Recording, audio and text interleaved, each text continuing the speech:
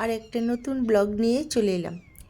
এই জায়গাটা খুব বেশি দিনের পুরনো না, 5-6 বছর হয় তৈরি হয়েছে জায়গাটি। এটা হচ্ছে ইকো পার্ক।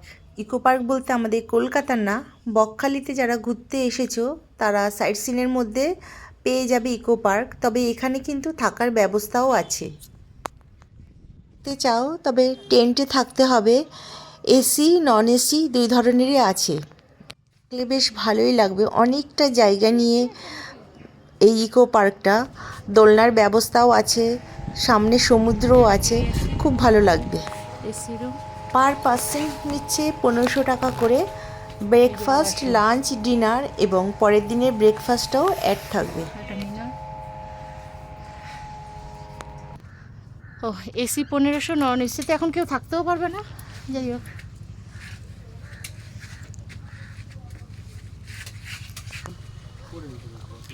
আচ্ছা আচ্ছা,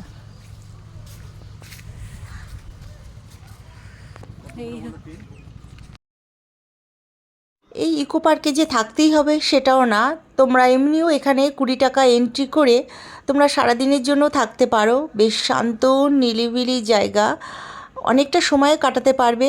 দোলনাও আছে, দোলনা চড়বে, আর বাচ্চাদের খেলার জায়গাটাও খুব সুন্দর। তা আমরা ওখানে থাকিনি এইবার, আমরা ওখানে জাস্ট কিছুটা সময় কাটিয়ে চলে এসেছিলাম। একবার ঘুরে এসো, দেখবে খুবই ভালো লাগবে জায়গাটা।